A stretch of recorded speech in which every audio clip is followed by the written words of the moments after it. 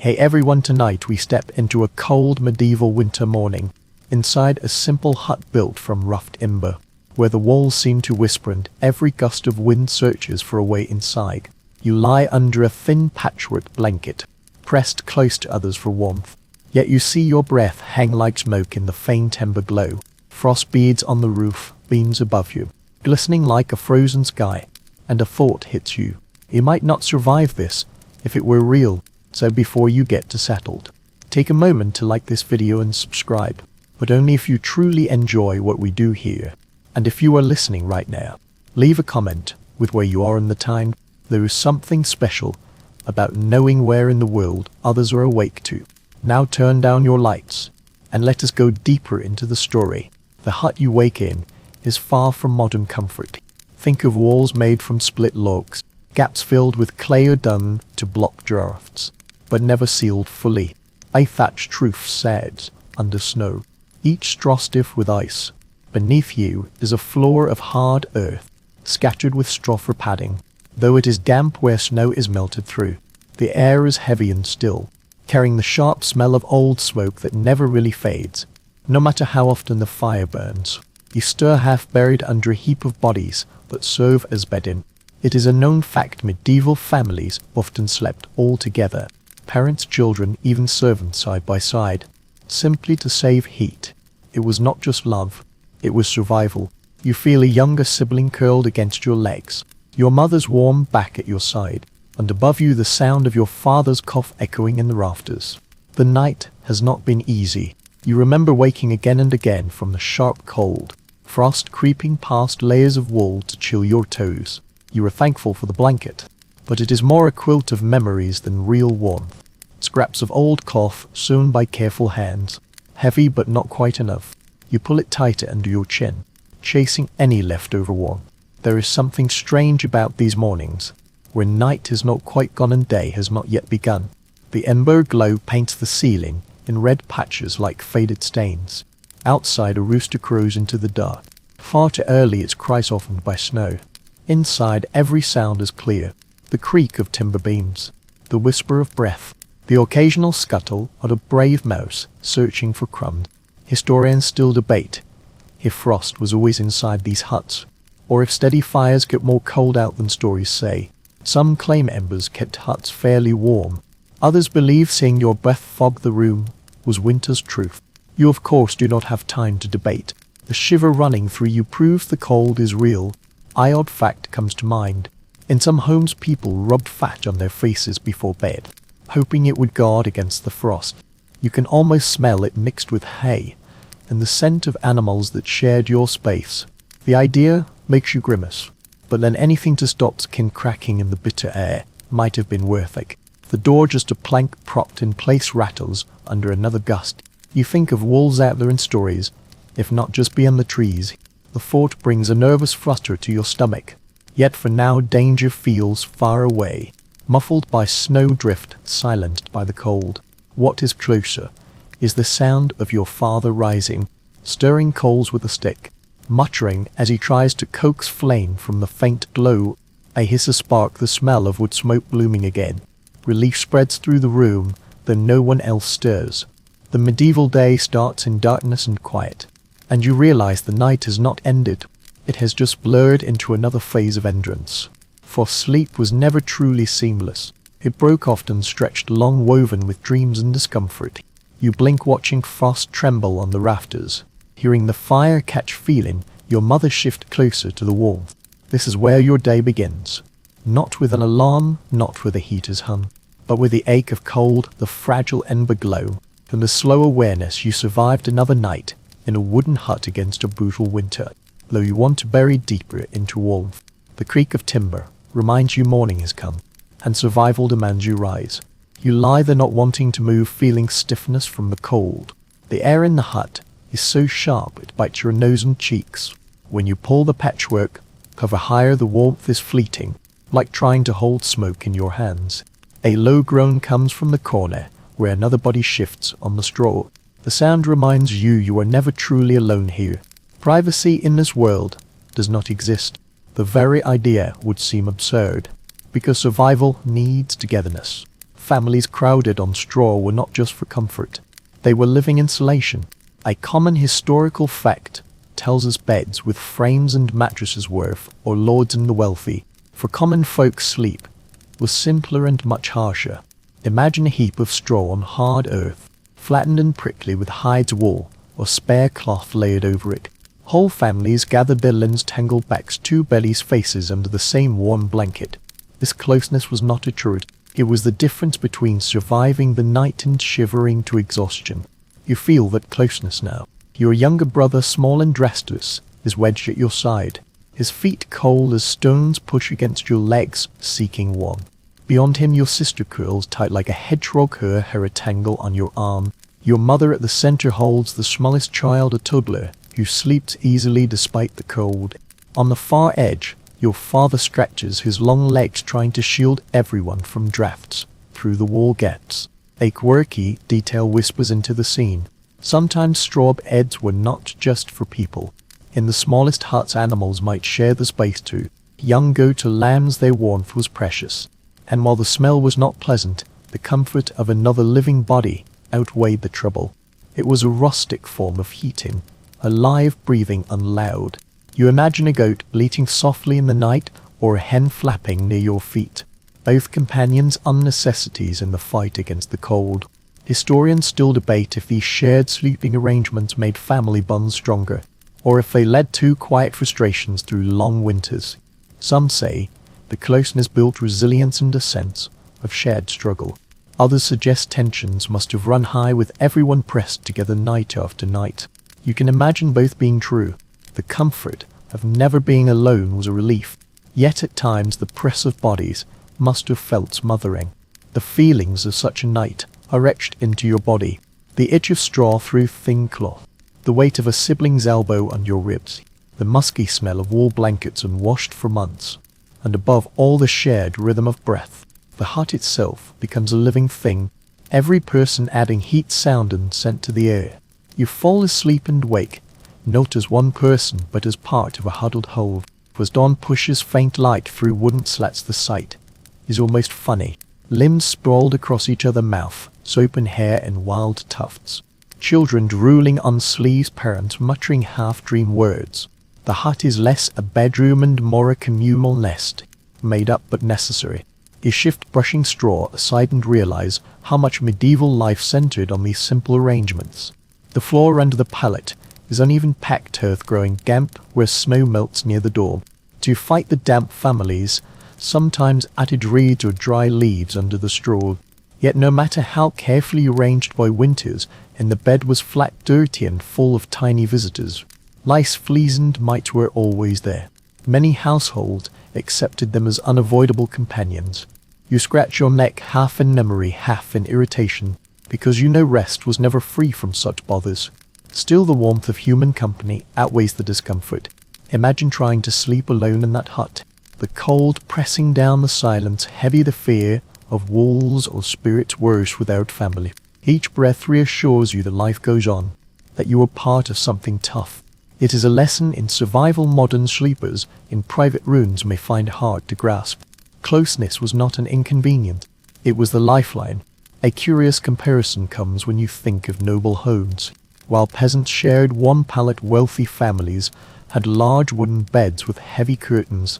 Those curtains were not just for show. They trapped body heat in a small cocoon. Yet in a way your straw bed does the same through numbers. What lords did with fabric, peasants did with flesh and breath. There is also safety in lying together. It means no one is left alone at the hut's edge. If a draft seeps in, if a noise outside startles you, if a child cries, the family responds together. You are never truly defenseless when you are part of the heap. And though your body aches from lack of space, you know deep down you would not trade it for solitude. Even dreams seem shared here. One sibling matters and sleep, another kicks at imaginary threats. You half dream of the same wolves or raiders, as if fears spread through the whole group. Perhaps this is why folklore thrived, because shared experience blurred the line between real life and dreams. Your father stirs again, rising to feed the fire. His movement wakes the others, and slowly the nest of bodies begins to untangle. Children rub their eyes, mothers hush babies, the hut fills with low voices.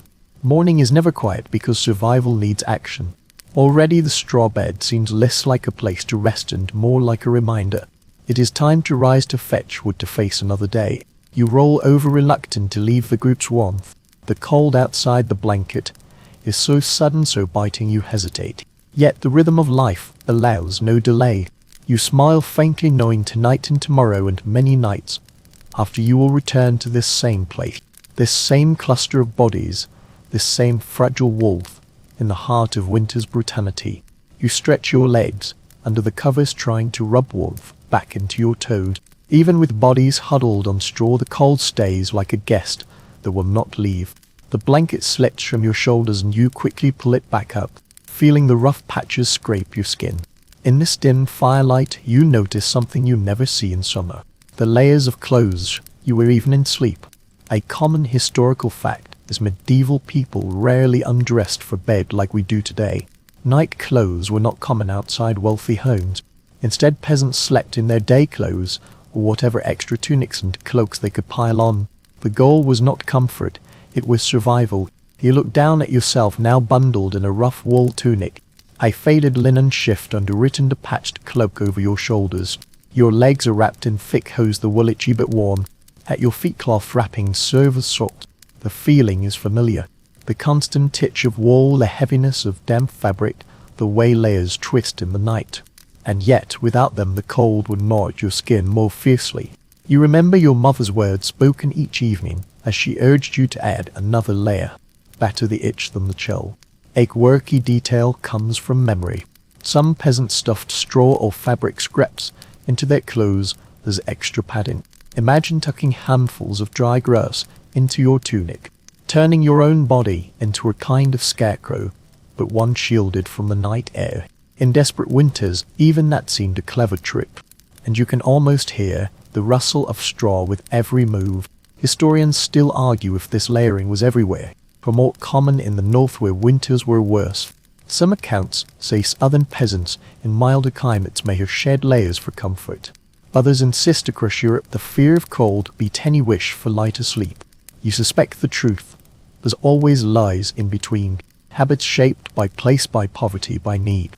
You look around your family, now noting how each person is wrapped in their own way. Your father wears the same cloak he uses in the fields, its hem frayed, its wool stiff. Your mother has two linen shifts under a heavy overdress.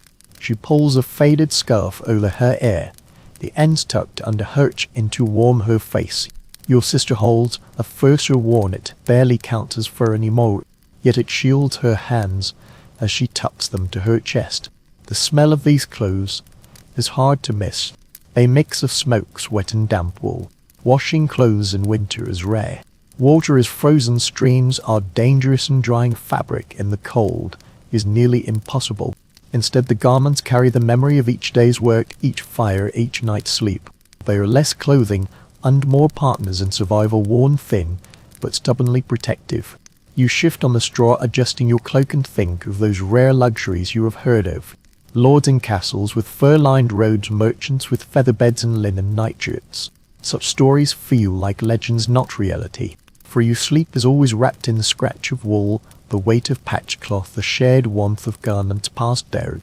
And yet there is comfort in the ritual of dressing for bed. Each evening as the fired eyes low, your family prepares for sleep, not by taking off clothes but by adding them. Scarves wound tighter, cloaks pulled closer, wool caps stubbed over ears. The act itself becomes a signal. The world is cold, but together, wrapped and layered, you will endure. The air prickles as your father opens the door a moment to check the snow. A blast of icy wind sweeps through and you shiver hard, pulling the blanket tight. The importance of those layers is clear. Without them, that gust would cut straight through you. With them, you are shielded, however imperfectly, from winter's teeth. There is also a certain dignity in these garments. They show your family's resourcefulness. The patch your mother sewed last spring, the wool dyed with onion skins for faint color, the linen woven by your grandmother long ago. To sleep in these clothes is to wrap yourself not only in warmth but in memory. Each stitch is a story, each patch a reminder your family has faced many winters before. Still, discomfort is unavoidable. You turn restless, the fabric bunching under you, the itch of wool constant. You scratch your arm, then sigh, trying to find stillness again. Perhaps this is why medieval people were used to broken sleep, waking once in the middle of the night, tossing and turning, then drifting back under. The body, restless under layers of cloth, demanded small breaks before surrendering again to slumber. A faint murmur drifts through the hut as your sister complains about her itchy blanket. Your mother hushes her, saying softly that warmth matters more than comfort. You think with a small smile that medieval parenting was often a balance between endurance and complaint. You close your eyes again, adjusting the cloak around your neck, and let yourself drift. The cold is still there, but dulled by fabric and family. Your body, wrapped and weighted, finally begins to relax. And though your dreams will likely be filled with frost and discomfort, there is a strange reassurance in knowing, even in such hardship, you are clothed, shielded, and bound to others in the fight against the brutal winter. The night stretches on, and with it, the sound of fabric rustling, the faint itch of wool, the steady warmth of layered bodies, all struggling together against the endless cold. Sleep, imperfect as it is, returns, carried not by comfort, but by endurance stitched into every thread you wear. You stir again, restless in the night, and the crackle of the fire has faded to a faint whisper. The pole presses closer, creeping through the hut's gaps, and you instinctively burrow deeper under the blanket. Yet there is another wolf, nearby, warmth near, by one you are so used to you hardly think of it, your animal companions. A common historical fact is in many medieval homes animals were not kept in separate barns but often shared the same living space. In smaller huts, especially in winter, it was normal for livestock to stay indoors. Chickens, goats, pigs, even a calf might huddle just feet from your bed, their bodies adding precious warmth to the hut. This mixing of human and animal life may seem odd now, but it was practical, efficient, and key for survival. You shift slightly on the strand, hear the soft grunt of a pig settling in its hay near the hearth. The smell is clear, earthy, and strong, blending with smoke and damp wool until it becomes the scent of daily life. Somewhere in the shadows, the chicken rustles, its feathers brushing the floor as it finds a place to rest. These sounds are part of your lullaby, familiar and oddly comforting, for where there are animals, there is heat. And where there is heat, there is hope of making it through the night. A quirky detail whispers into memory.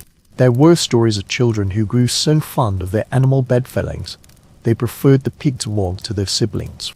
A pig, after all, radiates heat like a living stove, its plump body giving comfort no wool cloak could match. You imagine resting your frozen feet against its side, relief flooding through you as the chill fades. Historians still argue if this practice was widespread or more common in northern Europe, where winters were brutal.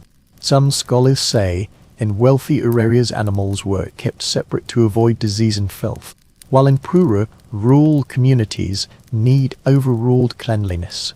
Whatever the truth, the mixing of species under one roof left its mark on daily life, shaping not only how people slept, but how they experienced life itself.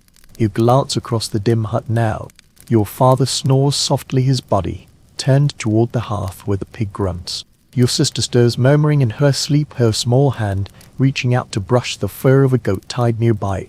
The animal shifts, but does not mind it too, is grateful for the shared warmth. Your mother's breathing is steady, rhythmic, her arm holding the youngest child close. Around you, the hut feels less like a simple structure of wood and clay and more like a crowded ark of survival. Human and animal, alike united against the storm. The air is heavy with their mingled breath. It steams in the ember glow, rising in little clouds that curl up to the rafters. Each sound adds to the night chorus, the steady thrum of snoring, the occasional bleat, the scratch of claws as a chicken shifts. It is not a quiet night, but there is safety in this symphony. A reminder that life endures, even when frost claws at the door. There is another advantage to animals: inside protection. Pigs grunt at strange noises, dogs bark if something lurks outside, geese hiss at shadows. In the silence of medieval nights, these living alarms were as vital as warmth. You can almost imagine a wolf prowling near the village, stopped not by walls but by the noise of beasts within. In this way, your family shares not only warmth but watchfulness. Every creature a guard in its own way. You stretch your leg, your foot brushing the straw where the goat lies. Warmth radiates back instantly, and for a moment you sigh with relief. Then you shift back, knowing comfort comes with a cost. The smells that cling to your clothes, the fleas that find their way from animal hides into human bedding. The uneasy knowledge your sleep is shared with more than family. Yet in the list of medieval worries warmth outranks melon, so you accept it. Think how this arrangement shaped childhood memories. A medieval child's lullabies would have included not only their mother's voice, but also the grunt of a pig, the bleat of a goat, the rustle of hens. Their dreams carried the sounds and scents of a barn, because their bedroom was part barn. And when they grew older, they would laugh at the memory, or tell stories of winters where a cow's side was their best heater. In this dim hut, you close your eyes again, drifting with the sounds. The warmth of family, the warmth of animals, it all blends until you cannot separate one from the other. The hut may be fragile, its walls thin, its roof leaking frost, but inside it pulses with life. You breathe it in smoke and straw and fur, and though your body aches, your heart feels steadier. Still, there is a weakness to this scene. Disease can spread easily in such close quarters. Fleas leap from animal to child, illnesses find fertile ground in damp huts filled with breath. Historians still puzzle over how much this added to medieval health struggles, debating whether nearness to animals hardened immune systems or weakened them. Yet you, living in the moment, cannot worry about such questions. Your concern is simple. Will the fire last until morning? Will the roof hold against snow? Will the warmth of bodies be enough? You pull the blanket tighter, pressing against your sibling's side, listening to the soft grunt of the pig and the faint scratch of claws. It is strange comfort, but it is yours. And as your eyes close, you realize the night is not something you face alone. Everybody in this hut, human and animal, alike fights the cold with you. And together perhaps you will win this small battle against the endless winter. The night drags on, and though the animals near the hearth give warmth, you cannot ignore the fading glow of the fire. You shift on the straw and watch the embers pulse faintly like a heartbeat struggling to keep the hut alive. The fire is the center of this fragile world, and without it the cold would sweep in fully unchallenged. You know this because you felt it on nights when the flame faltered. Breath freezing in your lungs, fingers stinging sharp as needles, darkness heavy. A common historical fact is most medieval homes, especially peasant huts, had only a simple open hearth. There was no chimney, no graceful escape for smoke, just a hole in the roof or a vent in the wall if lucky. The fire burned at the room's center, filling the hut with warmth, but also with smoke so thick eyes watered and lungs ached. And yet despite this discomfort, the hearth was everything. Without it, food could not be cooked, water could not be boiled, and survival through winter nights was impossible. You cough slightly as the smoke curls low. It clings to the rafters, turning the frost black where soot settles. The air is heavy, sharpened. You feel the sting in your eyes. Yet oddly, the smoke is also a shield that drives away pests, helps preserve meat hung above the fire, and even lingers in your clothes as smoky armor against vermin. You shift your cloak, realizing it carries the scent of dozens of such nights saturated with smoke that will never fully wash away. A quirky thought brings to mind. In some regions, families let fires smolder low all night, not to avoid smoke, but because they believed evil spirits feared the sharp haze. Imagine that your stinging eyes and coughing lungs were seen not as suffering but as protection. Parents told children smoke kept demons away, and in the wavering half-light of winter, such a belief probably felt true.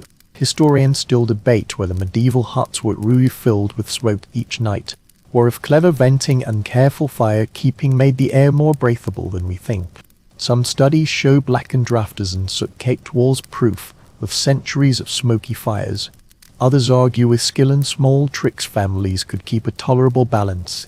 You curled on the straw now can only judge by your watering eyes. Smoke is a constant companion for better or worse. Your father shifts near the hearth, muttering as he stirs the embers. He adds a small log, then blows gently, coaxing flame. The orange glow swells, flickering across the hut, lighting faces in warm light.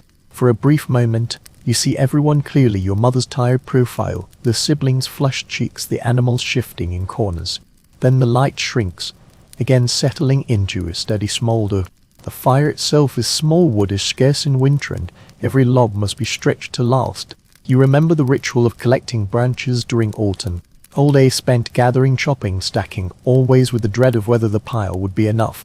Too little wood meant too little fire, and to little fire meant nights of suffering. The fear lingers even now as you hear the crackle grow weak and watch your father hesitate before adding more fuel. Your throat is dry from the smoky air and you swallow hard. You think of how the hut smells burb pine resin damp, with sizzling smoke thick enough to cling to your hair. The scent will be in your nostrils all winter, so familiar you may no longer notice it. Only outsiders, travelers or visitors would comment on the heady haze, their eyes watering, their voices rough. For you, this is simply life. The animals stir in their hay as the fire flickers again. The pig grunts, the goat stretches, a chicken flaps its wings once. They too rely on the warmth, drawn closer to the hearth by instinct. The hut feels more crowded as every living being shifts toward the heat. And for a moment you think of the fire as the true master of the household. You obey it, tend it, fear it, depend on it. Without it you are nothing but prey for the cold. There is an art to keeping it alive. Your father buries the logs with ash, creating a slow steady burn that will last until dawn. You remember watching him as a child, amazed at how he shaped the fire's life, coaxing it like a fragile animal. Even now you cannot help watching, learning, remembering the motions. For in winter fire is knowledge and knowledge is survival. And yet there is danger too. You recall stories whispered around the village of huts catching fire in the night. Flames eating straw, thatched families fleeing barefoot into snow. The smoke you breathe, now protective in its own way, is also a warning of that constant risk. You roll over listening to the crackle, wondering if tonight the flame will stay gentle or if it might draw suddenly greedy for air. Despite the unease, the fire lulls you. Its glow casts shadows that dance across the walls, turning cracks into shifting shapes. You watch them lazily, letting your mind wander. Some shapes look like animals, others like twisted figures, and in your half-dreaming state, they become companions, flickering in and out of sight. Your breathing slows, your body finally relaxing under the blanket. The smoke still burns your throat, but the warmth is worth it. You think how each ember is a tiny miracle carrying the promise of another dawn. You wonder if tomorrow will bring more wood, more food, or if it will simply be another day of endurance. But for now, as your eyes close again, the fire holds. The hut is alive, and in its smoky embrace you drift once more into uneasy but necessary sleep. The hut is heavy with smells, smoke, damp wood, and something earthier that clings to the straw beneath you. As you stir, your nose wrinkles, not from surprise but familiarity. This is the scent of survival, and though it would shock a visitor from another time, you know no other. One clear detail from medieval homes is that mixed odors were unavoidable. The floor was not polished timber, but packed dirt, sometimes smeared with animal dung and clay to harden it. Over time moisture crept and hay rotted, and the air grew rich with a mix of wet, while burning peats wetted the sharp tang of smoke. Even so, this was normal. To step outside into crisps, no might have felt cleaner, but the chill was unforgiving. Inside you endured the smell because it came hand in hand with warmth. You draw breath now and catch the sharpness of damp straw where someone spilled water the day before. It blends with the sourness of fermenting ale stored in a jug by the hearth. And somewhere beneath it all lingers the musk of animals bedding down nearby. Your senses never rest because in this tight place everything shares the same air. One curious custom in rural communities was scattering herbs and sage or juniper onto the floor or into the bedding. Not only did this add a fresher scent, it was also believed to drive away pests. You imagine your mother crushing dried leaves between her hands, the fragrance briefly hiding the smell of dung and sweat. Perhaps it worked for a short while, but the smoky haze always won back control. There is ongoing debate among scholars about how medieval people truly perceived these odors. Were they numb to them, their senses hardened by routine, or did they long quietly for relief, dreaming of the rare clean scented linen washed in icy rivers? Modern noses recoil at descriptions of stink and rot, but perhaps back then such smells were simply invisible part of the background of existence. The walls of the hut themselves added to the aroma. Built of logs sealed with clay and dung, they released a musty smell whenever dampness seeped in. Touching the wall left an earthy residue on your palm. In summer the smell was sharper, almost grassy. In winter it thickened, heavy with trapped moisture and smoke. Your body adjusts though. You notice that after a few moments, you no longer notice the strength of the odor until a new one appears. A waft of charred wood from the hearth, a sudden whiff of goat, or the sharp tang of someone's unwashed feet. Each new smell makes the air shift again, layering scent upon scent, until the hut becomes a tapestry of survival. You smile, faintly recalling how children sometimes played games guessing the source of smells. A sibling might wrinkle their nose and blame another for bringing the pig stench into the bedding. Another would laugh, pointing at the boots drying by the door. He must soften the burden, even when the truth was plain. Everything smelled because everything was alive, enclosed and enduring together. From outside, the wind whistles cold and clean. You imagine the contrast, stepping into it, your lungs filling with air so sharp it stings, only to retreat moments later, desperate for the hut's wall. The odor within, however heavy, suddenly feels better when weighed against frostbite. You realize survival reshapes values. A smoky, pungent hut means life. Fresh air, if it kills you, is no luxury. The sensory overload influences your dreams too. When you drift into sleep, scents blend into visions. Smoke becomes shadowy figures. The soreness of ale turns into strange feast. The musk of animals becomes phantom herds running across snowy fields. Medieval dreams were never silent or scented. They were rowded just as waking hours were. Experts have not agreed on whether these odors help spread disease. Some medical historians argue rare quality weakened lungs feeding illnesses like consumption. Others insist the smoke, despite discomfort, may have cleaned the air, reducing infection risk. Whatever the truth, you know what you feel. Your eyes sting, your throat rasps. But without this smoky haze, you would be far colder, far hungrier and far less alive. You curled eager into the blanket, now closing your eyes against the sting of ash. Your skin prickles from the damp straw, your nose twitches at the musk of animals, but there is comfort hidden in it all. These scents are the rhythm of your life, binding you to the hut, to your family, to the animals sharing the air. And though modern noses might call it unbearable, to you it is the smell of home. The embers glow faintly and the shadows dance once more across smoke-stained rafters. You let the heaviness of the hut's atmosphere settle over you like another blanket. It is imperfect, strong and smothering at times, but it is yours. With it comes the promise that another dawn will arrive, and with dawn the fragile continuation of life in this wooden shell. The glow of the fire dips low again, but this time your father does not feed it. Instead, he kneels, carefully scooping ash with practiced hands, burying the coals beneath a grey blanket of dust. You watch sleepily, wondering why he hides the very thing that keeps you alive. Yet you have seen this ritual countless times, and you know its purpose: to preserve fire until morning without wasting precious wood. Records from the period make clear that banking embers was a nightly ritual in countless medieval homes. Without matches or easy fire, making tools, letting flames die entirely meant hours of work to rekindle them. Flint and steel could spark, yes, but coaxing a flame from dried tinder in damp winter air was a frustrating gamble. So families tended their embers like fragile treasures, tucking them into ash where they could smolder safely until dawn. You remember as a child being mesmerized by the glowing coals. They looked alive, breathing, slowly pulsing red beneath their blanket of ash. Your father would hush you when you tried to poke at them, warning that too much air would kill the glow. Even now you resist the urge to stir them yourself. The embers are patient, but fragile, and careless fingers can end a family's warmth in seconds. One curious custom sometimes mentioned in village lore was the belief that if embers died during the night, it was a sign of bad luck for the household. Some families even whispered small charms over the hearth, half prayer and half habit, to ensure the glow lasted until sunrise. You can imagine your grandmother muttering her words in the dark, pressing a cross of ash onto the hearthside before covering the fire. Whether or not the charm worked, the act itself gave reassurance. Academic circles remain divided on exactly how effective this method was.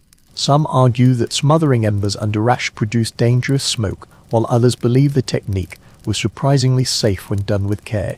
Archaeological finds of hearths layered in ash suggest the practice was widespread.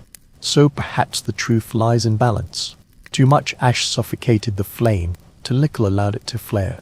The skill was in judgment, honed by long winters and endless nights of practice. You picture the embers now faint and hidden, yet still breathing. The hut darkens without the flame, leaving only soft orange glimmers seeping through the ash. It feels as though the heart of the house has been tucked to bed just as the family has. Around you, bodies settle again, sighing into slumber. The pig grunts once and curls deeper into straw. The goat exhales. Your sister murmurs in her sleep. The night resumes its rhythm, quieter now, soothed by the certainty that warmth waits beneath the ashes. The act of banking embers also carried symbolic weight. Fire was not just a tool, but a sacred presence. In some communities, half-fires were never allowed to die, passed from one generation to the next like a living heirloom. You imagine a bride carrying glowing coals from her childhood home to her new household, kindling her married life with continuity of flame. Such gestures remind you that fire was more than heat. It was identity, connection, and even blessing. You shift slightly, pulling your climp higher, and remember times when the fire did go out. Those mornings were miserable. Your father crouched with flint and steel, sparks flying uselessly onto damp tinder, while everyone huddled and shivered. The memory alone makes you appreciate the faint glow hidden under the ash tonight. Survival feels lighter when you know the fire still breathes. There is also a practical rhythm to it. The banking of embers signals that the household's day is truly done. The chores of finish the animals fed, the palate claimed. No more work will be attempted until daylight. It is the medieval equal of switching off the last light, a cleansing ritual that binds the family into one shared act of rest. You close your eyes, comforted by the knowledge that the fire has been put to sleep, just as you have. Still, you wonder, what if a gust of wind sneaks through the cracks and puts it out?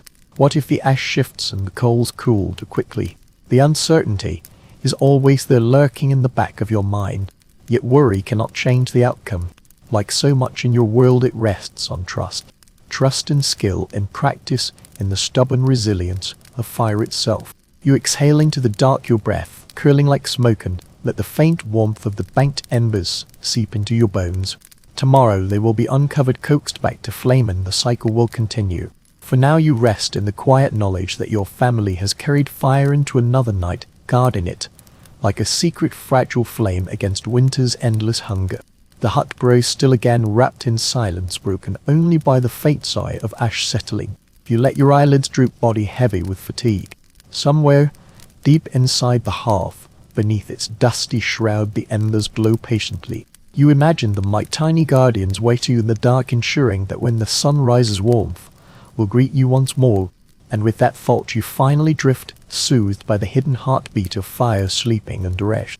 The night stretches long, and as your body shifts restlessly on the straw, you realize true sleep comes in pieces. You never sink into an unbroken dream from dusk until dawn. Instead, your eyes open again and again, your mind pulled between tiredness and alertness. This pattern is not unique to you. It belongs to your age, to your time, to everyone in huts like this scattered across the wintry world. One well-recorded detail of medieval rest is the pattern of broken sleep.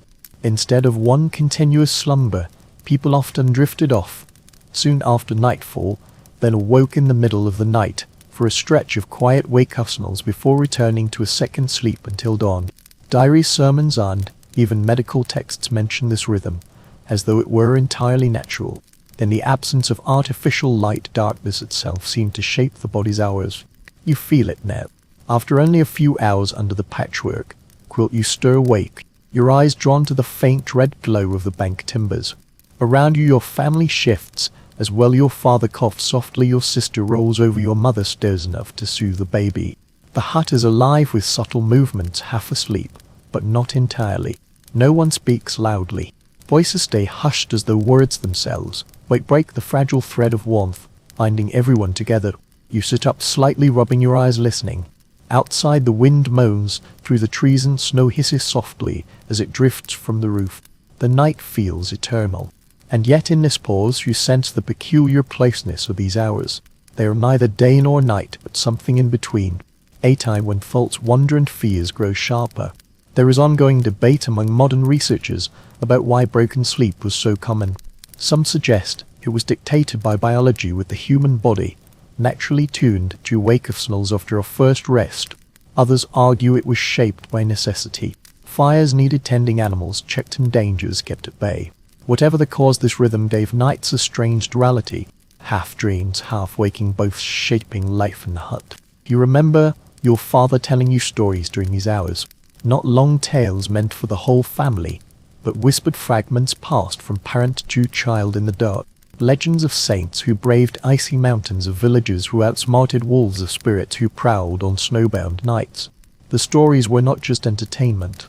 They soothed your restless mind, turned fear into something manageable, even if only for a while.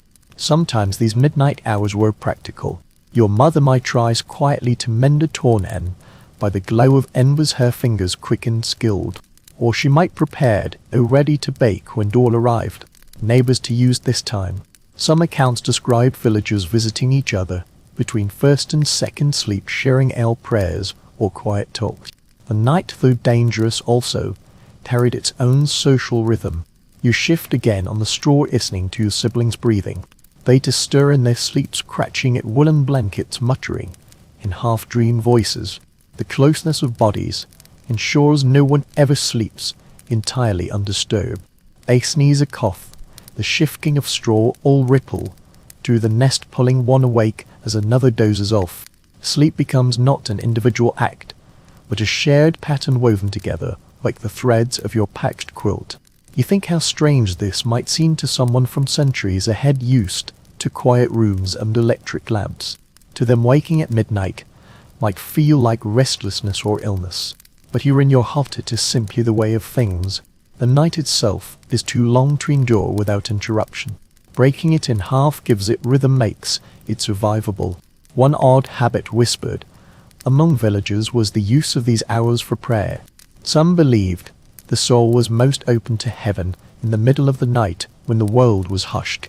Kneeling before the hearth, clasping hands in smoky darkness, they asked saints for protection against frost, wolves, or sickness. Perhaps you have done the same once or twice, whispering words that rose into smoke curling toward the rafters. Experts continue to puzzle over how this broken sleep shaped medieval thinking.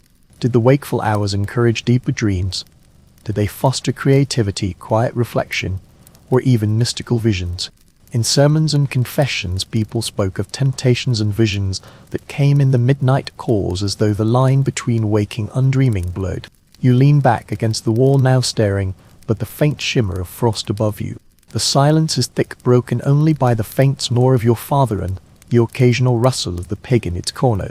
The air is still smoky, but less smothering than before, the embers breathing quietly under their ash blanket.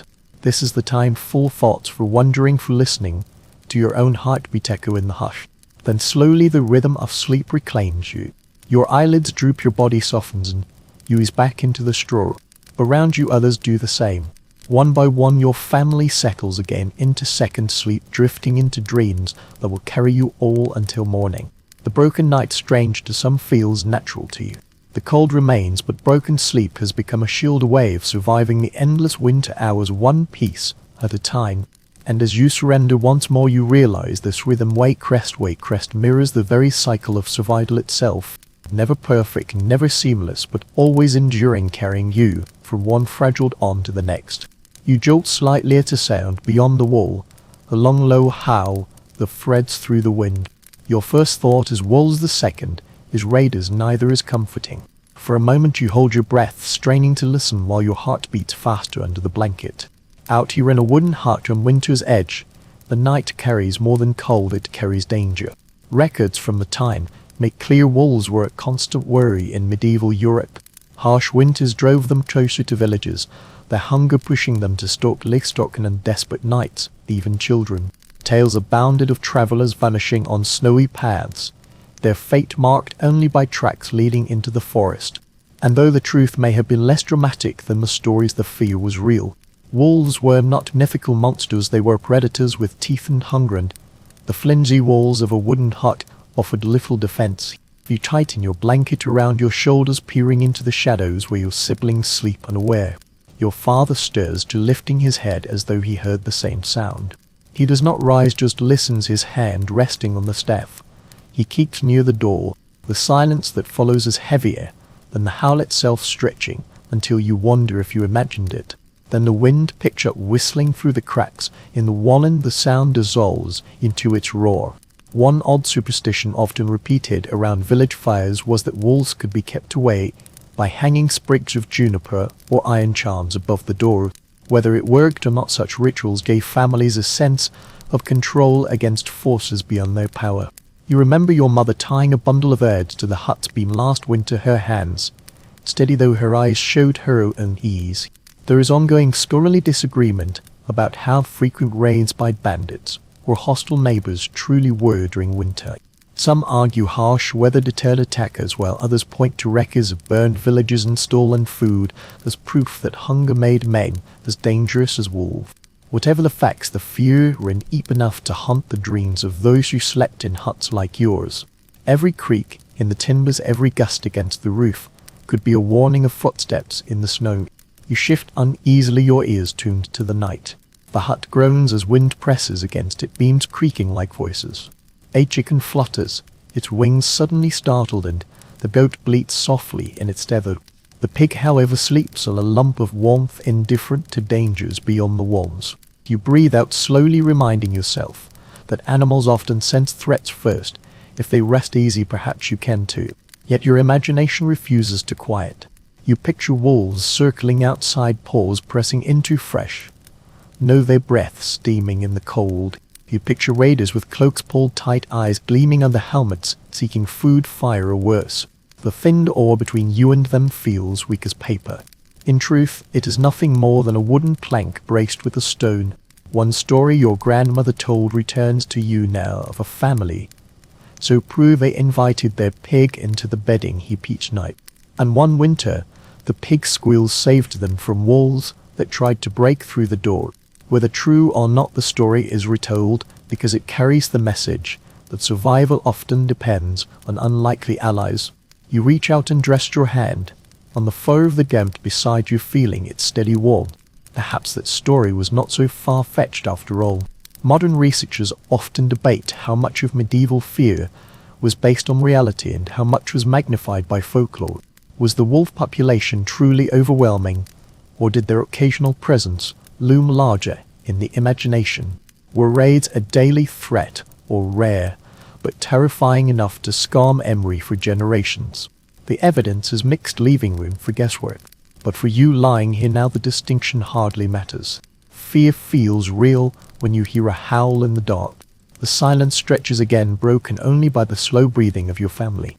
Your father settles back down, satisfied the threat is past, but you remain tense to your ears, straining for another sound. The hut seems smaller, tighter, with danger pressing at its edges. And yet you know this is part of life. Nights are never free of unease.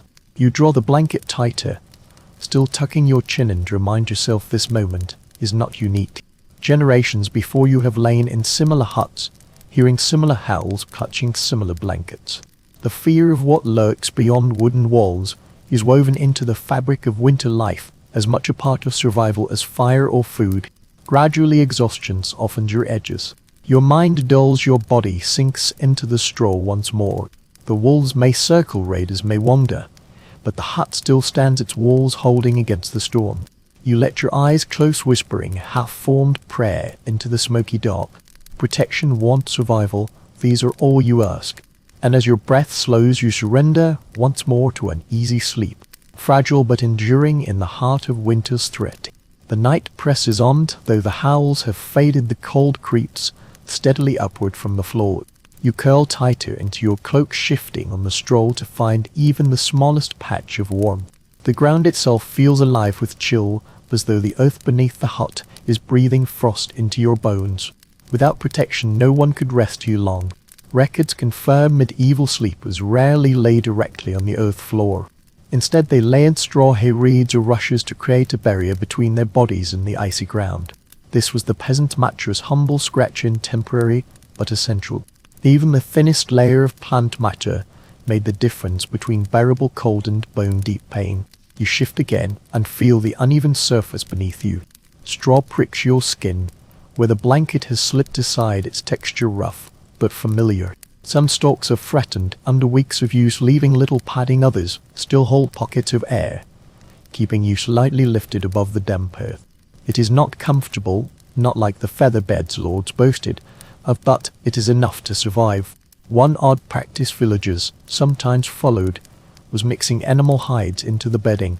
Freshly cleaned sheepskins or deerskins laid fur side up gave warmth that straw alone could not provide. You remember nights when your father returned from the hunt, with a hide still smelling of the forest stretched out beneath your family. The fur tickled your legs, but it trapped heat and everyone crowded closer to it.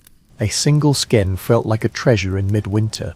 Experts have not agreed on how often bedding was changed or replaced.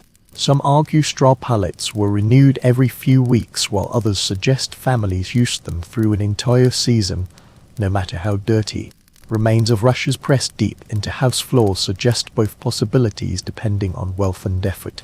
In truth, in no one snow-frozen field, the buried gathering fresh straw is no easy task. Families endure the stench and the itch until spring. You scratch at your arm half and dream half in irritation. Fleas live in the straw, biting at exposed skin. They are part of the night, like smoke or hunger. Your sister stirs beside you, slapping at her leg, before rolling over with a groan. You wonder how anyone ever sleeps fully under such constant bother. But then again, what choice do you have? Tiredness is stronger than irritation, and exhaustion always wins. The smell of the bedding is heavy too. Straw absorbs everything: sweat spilled, ale spilled, milk, the musk of animals. Over weeks the odor becomes thick, mingling with smoke and damp, until it seems to cling to your very skin, and yet you cannot imagine sleep without it.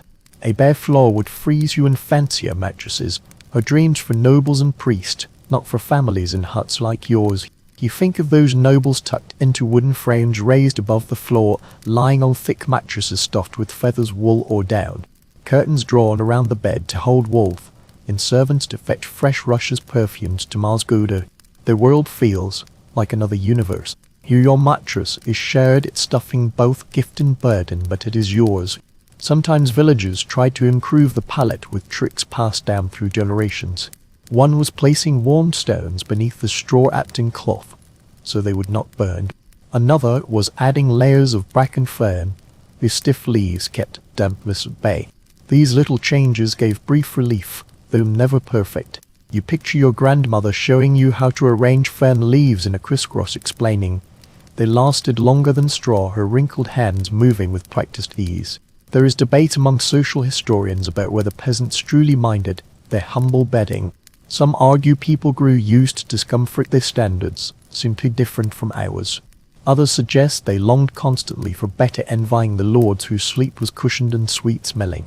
Perhaps both are true, perhaps they envied and endured in equal measure. You lie still, your ear pressed close to the bedding, and listen. The straw whispers faintly as your sister shifts, a sound like dry grass in summer. You hear mice scuttling somewhere beneath, bold enough to claim scraps that fell from supper. The earth smells faintly of mildew where cement seeped in near the door, reminding you no barrier is ever perfect. And yet, despite everything, the fleas, the stench, the uneven lumps, you begin to understand the comfort hidden in this bed. It is not softness that soothes you, but familiarity.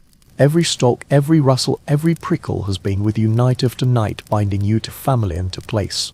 This is not a bed of luxury, but of belonging. Your eyes grow heavy again, your body surrendering to the crude embrace of straw and hides. You sigh, adjusting your cloak so no patch of skin is exposed to the draught around you. Others shift to every movement, reshaping the shared mattress beneath. It is noisy, lumpy, and imperfect, but it is warm enough, secure enough, endures enough to let sleep take you once more. And so in the wooden hut, on straw aired thin, against frozen ground, you close your eyes, carried into dreams, not by comfort, but by endurance, by need, and by the shared warmth of survival. The hut hums with noises that never stop. You lie awake for a moment, not because of the cold this time, but because your ears have caught the layered chorus of night. It is never truly silent here. The sounds shift and overlap, weaving themselves into the fragile fabric of sleep. Some soothe you, others unsettle you, but all remind you the hut is alive. Written descriptions from the period show how constant sound was in medieval homes. Thin walls, open hearths, and shared living meant no separation between one life and another. Privacy was almost unknown. You heard every cough, every rustle, every murmur. At night this closeness became more obvious. Sleep was not an isolated silence, but a shared soundscape. You listen closely now. The timbers creak above your head, stretched and bent by the weight of snow. The roof shifts with faint cracks, like joints in an old man's knees. In the corner, your father snores in long, steady rumbles broken by the occasional cough as smoke irritates his lungs. Your mother breathes more lightly, her breath soft as the sigh of fabric. Beside you, your sister mutters, in her sleep word, half-formed and unclear. One detail kept in travelers' diaries is how striking the nighttime chorus was when they visited peasant homes. Outsiders unused to crowded arrangements wrote of restless bodies, shared snores, whispered dreams, and constant cuddle of vermin. For you born into it, the sound is no more unusual than wind in the trees. You know each noise by heart, can even tell which sibling kicks in their sleep and which breathes like a bellend. A curious habit sometimes mentioned in village lore was the belief an noisy sleeper was safer than a silent one. If someone's breathing drew too quiet, family members would nudge them awake, fearing silence meant death had crept into the hut.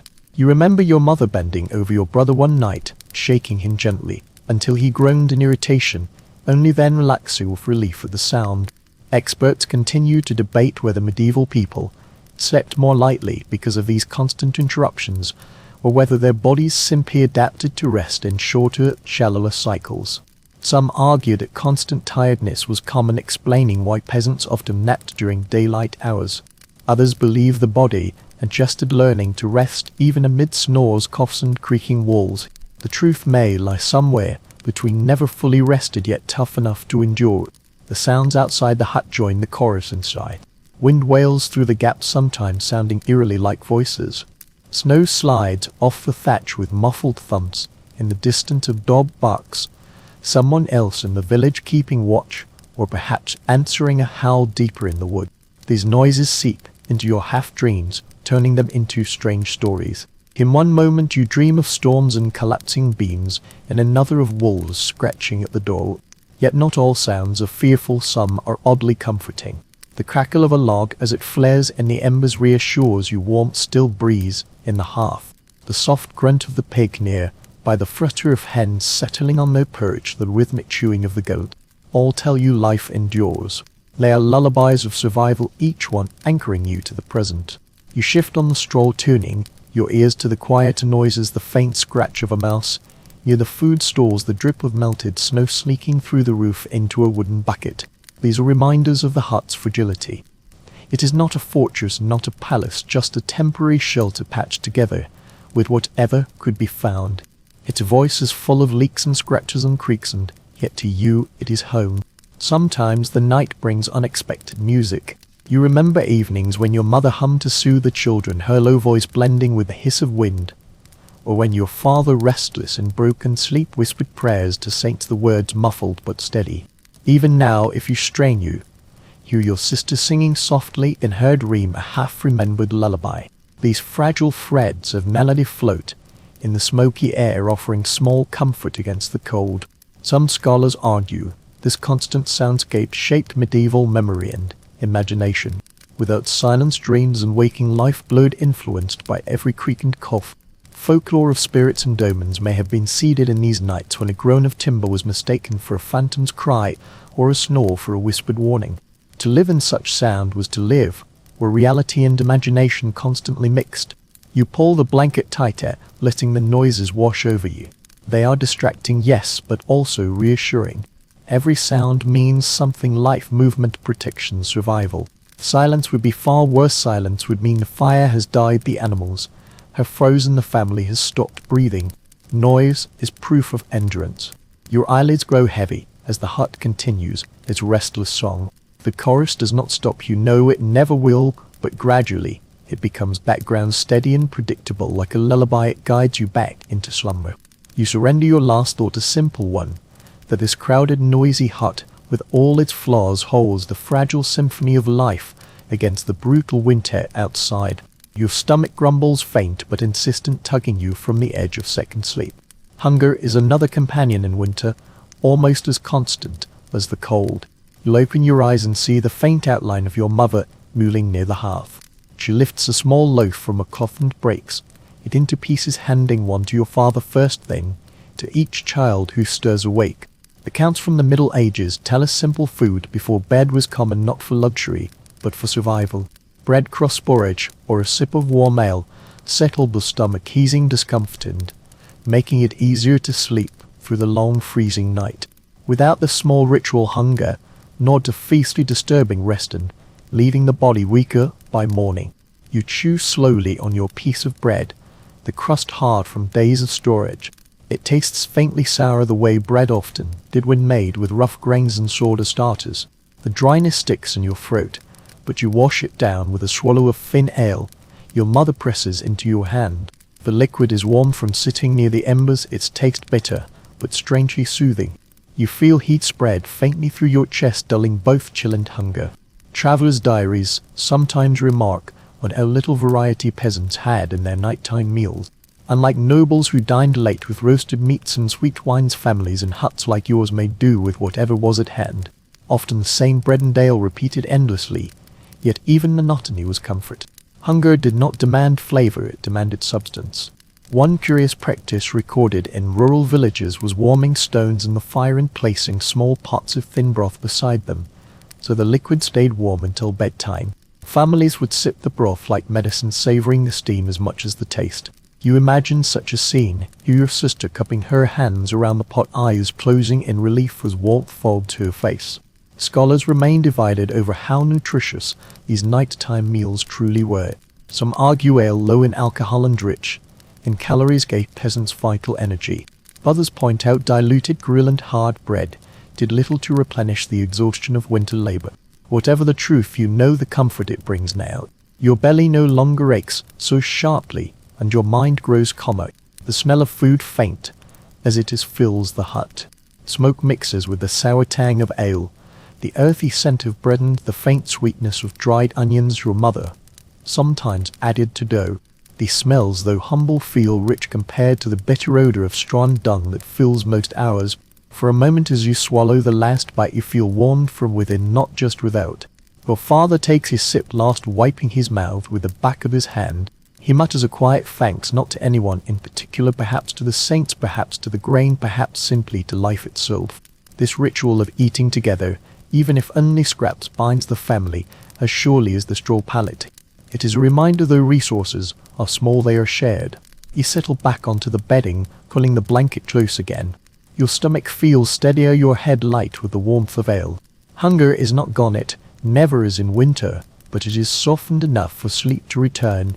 You think how many nights before this have followed the same pattern: fired, dwindling embers, banked bread, shared bodies huddled. Each repetition weaves endurance into routine. Orderly dreams come easier on a full stomach.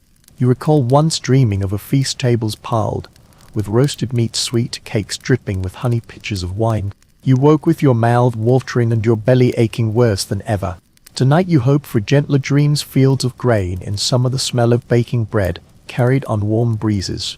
Perhaps the mind, like the body, clings to nourishment in whatever form it can find. Experts studying medieval diets often highlight how winter forced people into scarcity. Fresh vegetables were gone, meat rare, less salted or smoked, and dairy limited when animals produced less in the cold. Nighttime meals therefore were not feasts but rationed scraps, yet even scraps served a deeper purpose. They were comfort for the mind, proof the family would not face the night entirely empty. You lick the last crumbs from your fingers, tasting the soreness of the bread one more time. Your sister burrows against your side, sighing in relief after her share. The pig grunts in the corner, perhaps jealous of the food, perhaps only dreaming. The hut settles again, the sound softening, the warmth of the hearth mingling with the warmth of full bellies. As you drift, you realize food at night is more than sustenance. It is ritual, reassurance, and memory. It anchors the body to the present and the soul to hope that tomorrow there will still be bread, still be ale, still be enough to share.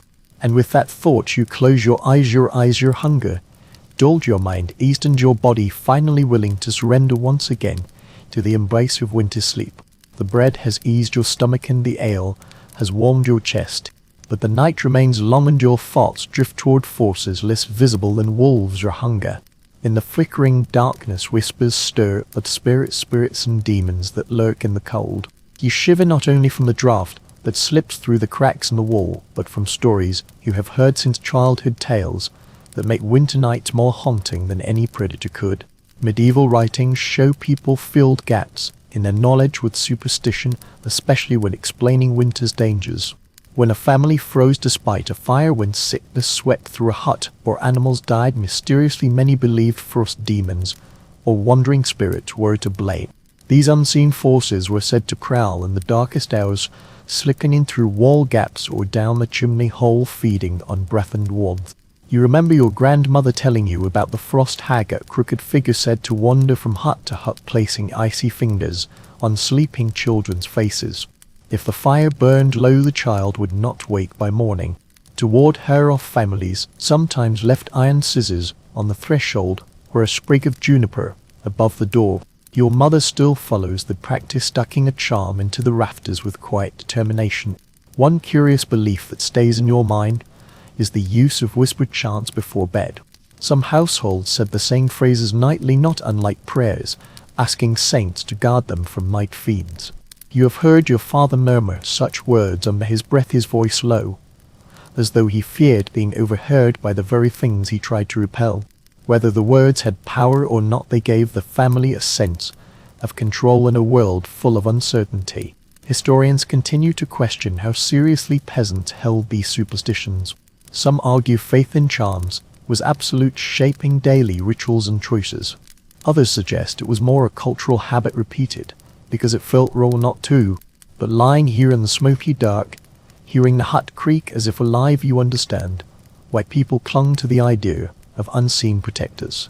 The world outside is too vastful to face without belief in something watching over you.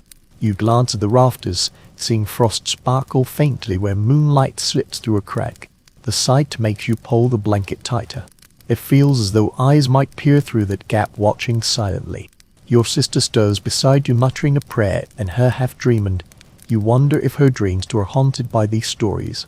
Children absorb them, deeply carrying the fears of their elders into restless sleep. At times superstitions shaped how people position themselves in bed. Families sometimes placed children in the middle of the sleeping heap, believing outer edges were more open to spirit or cold demons. You feel the protection now pressed between your sister and brother, their small bodies barriers against frost and fear. Your parents lie at the edges, shielding you, their warmth and presence acting as charms in themselves. One odd detail from folk practices mentions some people smeared salt around the door frame, believing it formed a barrier against evil. You recall saying this once in a neighbor's hut, a faint crust of white sprinkled as if it were armor. Salt was precious, but so was peace of mind. You imagine the family sleeping easier that night, not because the salt had power, but because they believed it did. Experts note how thin the line was between religion and superstition in these practices. A prayer to a saint might blend with a charm of ire, or a muttered spell from older beliefs. In the smoky dark of winter huts, there was little room for debate. Anything that promised safety was welcome. You let your eyes close, whispering a small phrase you have heard countless times. Keep the frost away, keep the fire awake. The words are simple, childish perhaps, but carry a rhythm that soothes you. Your breathing slows, and though fear of unseen visitors lingers at the edge of your mind, the charm comforts you enough to drift again. The hut groans once more, the wind hisses against the roof, and you imagine for a second the frost head is passing by, but you are tucked within warmth, shielded by family, guarded by fire, hidden under ash. Whatever lurks outside will find no entrance here tonight. And with that you slip once more into uneasy sleep, wrapped not only in blankets but in layers of belief, hope and whispered charms, proof that even in darkest winters people clung to stories as tightly as they clung to life itself. The hut is quiet again, but this silence carries its own weight. You roll slightly on the straw, listening not for wolves or spirits, but for something subtler, the absence of chatter. Everyone has fallen still, and the air feels fragile, as though words themselves might shatter it. Medieval diaries and court records hint many families observed an unspoken rule of quiet during winter nights. Whispered talks were fine, but loud voices were rare. Talking too much wasted breath in smoky air, and raising your voice risked disturbing the careful balance of rest. In a hut where 10 or more bodies sometimes shared one space, silence was a survival tactic. You feel it now, the restraint, the way your parents' murmurs fade quickly, the way children are hushed with a soft touch. There is no need to explain, it is simply understood. Words will wait for daylight, the night belongs to listening, conserving, enduring. One curious note in monastic writings observes silence was believed to preserve strength. Just as fasting strengthened the soul, holding the tongue at night preserved body's warmth. Whether superstition or practical wisdom, the rule carried weight. You almost hear your grandmother's voice repeating still tongue's warm bones. Scholarly voices remain divided on whether nighttime quiet was practiced everywhere, or only in some communities. Some argue large households would have been too noisy, while others insist villagers valued peace deeply in hours of rest. Yet here in the hut, silence settles like another blanket, tucking everyone into the same rhythm. You shift and hear the faintest rustle of straw beneath you. That small sound feels always too loud, as though it breaks the pact. Your sister sighs in sleep, and your mother adjusts the baby's position with care, but even these movements are soft, deliberately muted. No one wants to pierce the fragile calm. The hut itself seems to honor the rule. The fire smolders quietly, embers hidden under ash, they blow faint but steady. The wind outside has eased, replaced by the muffled hush of snow falling. The timbers creak only occasionally, as though even the wood understands the hour demands restraint. You find yourself reflecting how unusual this quiet is compared to daytime. In daylight hours, the hut is loud, children playing, animals bleating, parents arguing, tools clattering. The contrast makes night silence feel sacred, a time when the world pauses. Even hunger and fear seems softer in these still hours. One odd custom recorded in village records was the belief whispering at night could call attention from wandering spirits. Some families forbade any talk once fire was banked, fearing voices might attract something lurking in the dark. Whether you believe it or not, you notice how quickly your father hush-esque conversation once embers dim. It is less about faith in spirits, more about respect for tradition and perhaps respect for fear itself. Experts suggest enforced quiet may have shaped medieval sleep more than we realize. Without words to distract, minds turned inward, leading to vivid dreams, reflections, and even mystical experiences. Sermons describe people claiming to hear divine voices in middle of night, but perhaps it was only their own thought, echoing louder without sound. You pull blanket up to chin the silence, pressing closer.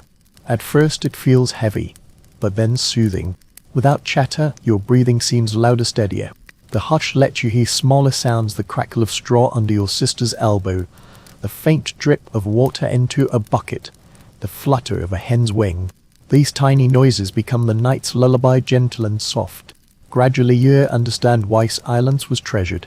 It is not only about saving breath or keeping peace. It is about creating space for survival itself, to rest, to listen, to endure. Words are heavy, silence is light. In winter, every bit of energy matters. You close eyes, sinking into the hush. The quiet stretches wrapping around you like wool. Soon even your thoughts fade, dissolving into smoky darkness. Silence is not emptiness, it is shelter. In its embrace you drift once more into slumber, trusting night will carry you gently toward dawn. A faint murmur breaks the silence. It is not a warning or quarrel, it is a lullaby. Your eyes open just enough to see ember glow on your mother's face as she hums softly, rocking baby in arms. The tune is low and repetitive, more vibration than melody, yet it threads through smoky air like a thread of warmth. Historical records suggest lullabies were deep in medieval culture. They were not polished songs for show, but simple, often made-up chants to calm children and steady tired adults. The repetition, soothing rhythm, familiar words all worked like a charm against fear and restlessness.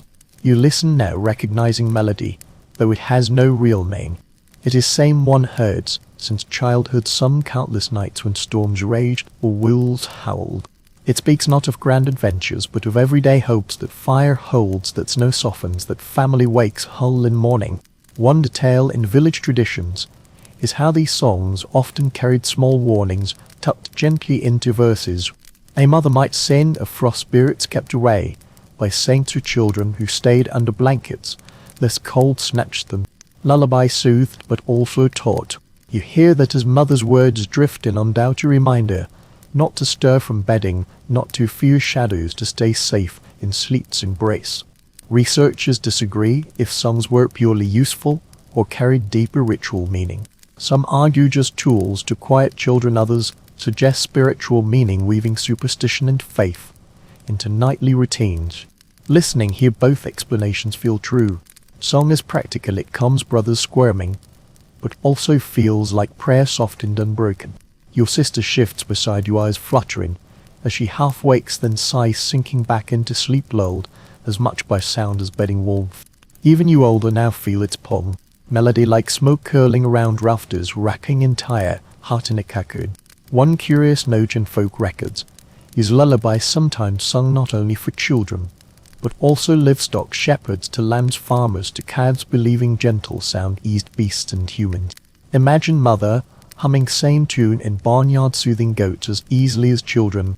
In world where survival bound people and animals together, music was a bridge of comfort. Hut seems to change as song continues. Creaks of beams, sighs of sleepers, distant howl of wind, all fall into rhythm with melody. World feels smaller, safer, as though song itself guards doorway against cold and fear. Even baby, once restless, stills completely tiny breath, sinking with cadence. Experts point out lullabies often carried sad notes reflecting hardships of life. Unlike modern songs of sweetness, medieval lullabies sometimes spoke of hunger, death, or endless winter. Yet oddly, these darker notes provided comfort, naming hardships, giving form, made them easier to face. Mother's tune carries this mix. It is tender but edged with sorrow, reminding survival, never guaranteed but always pursued. Close eyes again, letting sound flow through you. Rough straw beneath smoky air, cold pressing at walls, all fade slightly under weight of melody. Lullaby is thread connecting generations. Grandmother sang it, mother sings it, someday perhaps you will too. Baby sighs once, then deep, even breathing. Mother hums final verse, then silent, laying head back against wall.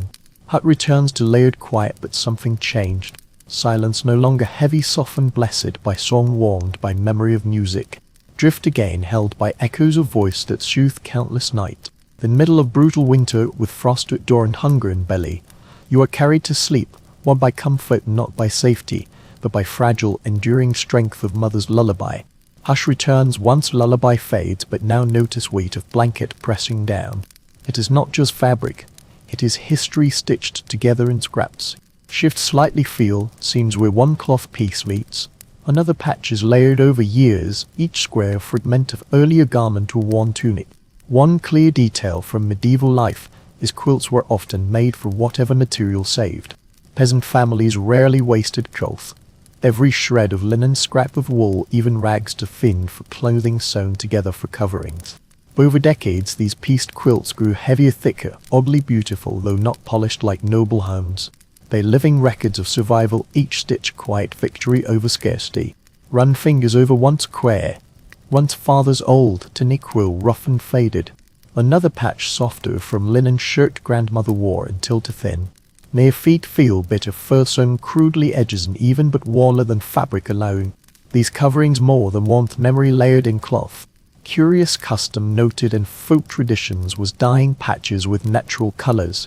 Onion skins for yellow, walnut husks for brown, madder root for red, creating quilts, what only practical, but faintly decorative. Imagine mother boiling onion skins in smoky hut, dipping cloth for golden tint, smiling faintly at brightness brought to grey winters. Experts discuss whether household textiles, seen as purely useful or expressions of identity, pride. Some argue peasants valued only warmth, others highlight careful stitches, dyed patches, small attempts at beauty, holding blanket, close suspect, both true. Functional, yes, but filled with quiet artistry, handiwork of women who stitched hope into every scene.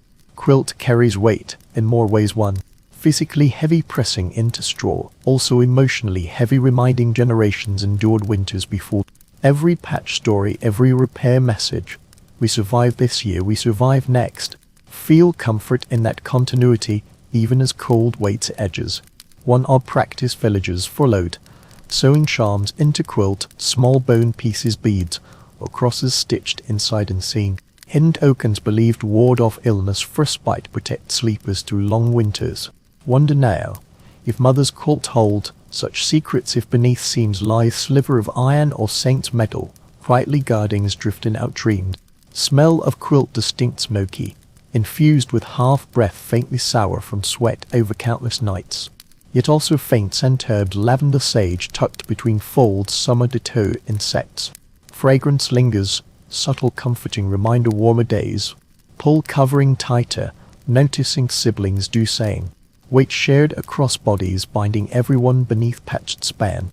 If one shifts others feel, if one tugs others lose cover. Sleep like survival needs cooperation. Scholars note textiles often became heirlooms mother to daughter. Even peasants with little else cherished blankets, quilt symbols endurance. Think how quilt heavy patched might someday wrap own children. Thought steadies, giving night thread, continuity stronger than fear hunger. Embers glow faintly light, catching quilt seems casting relief. Trace one with fingertip until eyes close. Weight cloth memory care presses deeper into straw, not luxury. That love fabric fallen, in that love find wool. Soon sleep overtakes again, heavy dream thick cradled patched heritage cloth sheltered generations before shelter more come. Stir in straw here before feel wet cough father. Rattles dark heavy wrath hollowed, whose breath sound pulls fully awake ills winter, no small matter. Camped hot air smoky damp sickness spreads faster warmth. Records often describe winter. Ortway veilment scald damp hurt lungs smoked irritated throat, shrouded sleeping spread fever's days. Even small cough spiral weakness lingered season. Age without antibiotics recovery ensure sleep itself, oft unremedy risk. Shift and easy pulling blanket tighter mother stirs, hand father shoulder whispering words cannot make out. He nods faintly curling closer fire faint below. Hut smells thicker. Now not only smoke straw but sickness sharps are tankling's breath.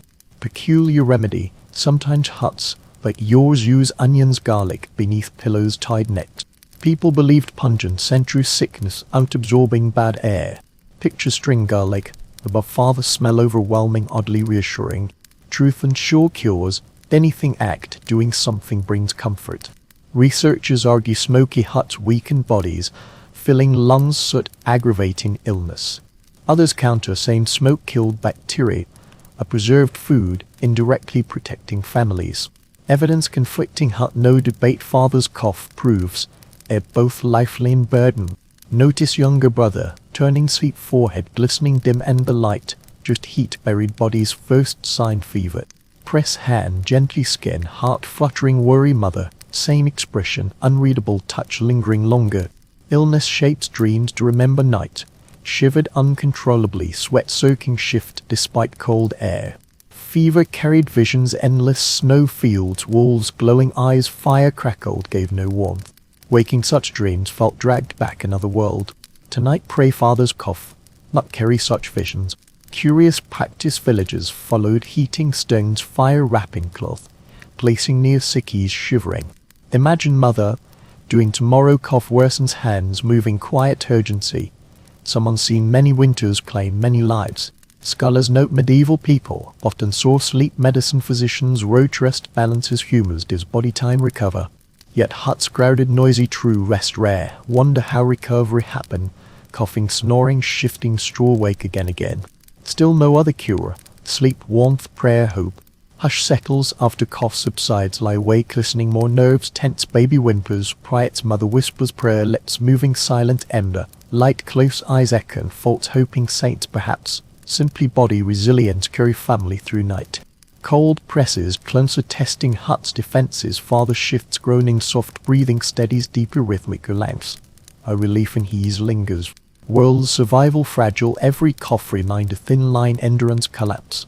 Berry deeper patched quiltlers filled smoke ears alert next cough.